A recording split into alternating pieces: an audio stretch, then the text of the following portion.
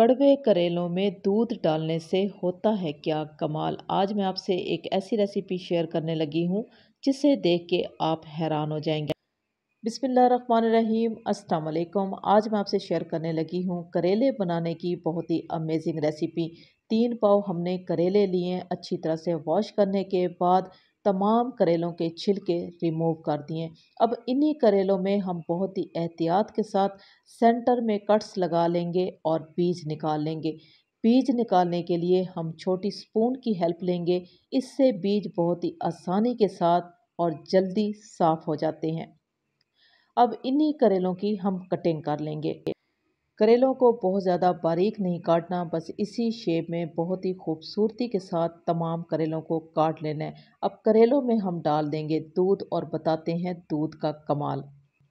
करेलों में दूध शामिल करने के साथ ही फ़ौरन से ही करेलों की तमाम कड़वाहट दूध में शामिल हो जाएगी और आप जिस तरीके से भी करेले तैयार करेंगे, आपके करेले कभी भी कड़वे नहीं होंगे। तमाम करेलों को दूध में अच्छे से मिक्स कर देंगे और आधे घंटे के लिए भिगो के रख देंगे।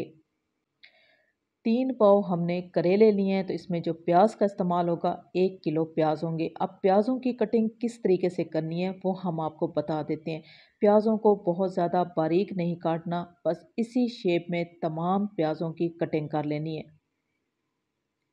अब आ जाते हैं हम चूल्हे की तरफ। इसके लिए हम कुकिंग ऑयल का इस्तेमाल करेंगे। ऑयल को तेज़ गर्म कर लेंगे।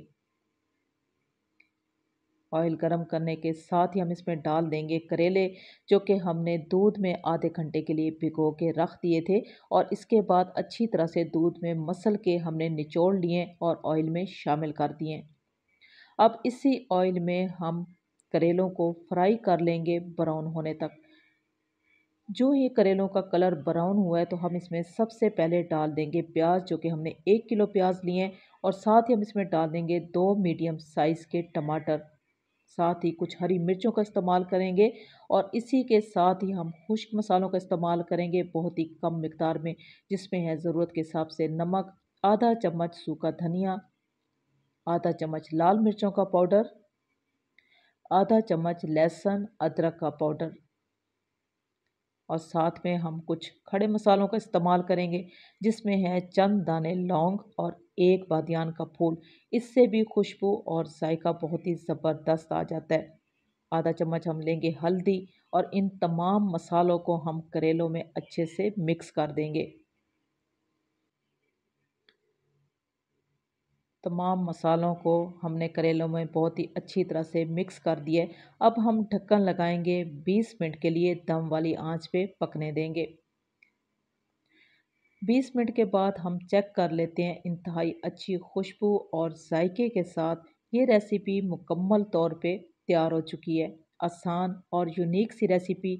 अगर आपको अच्छी लगी हो तो मेरी आपसे रिक्वेस्ट है कि आप मेरे चैनल को सब्सक्राइब कर दें, मेरी वीडियो को लाइक और शेयर ज़रूर कर दें और कमेंट्स में मुझे बताइएगा कि ये रेसिपी कैसी लगी और कैसी बनी।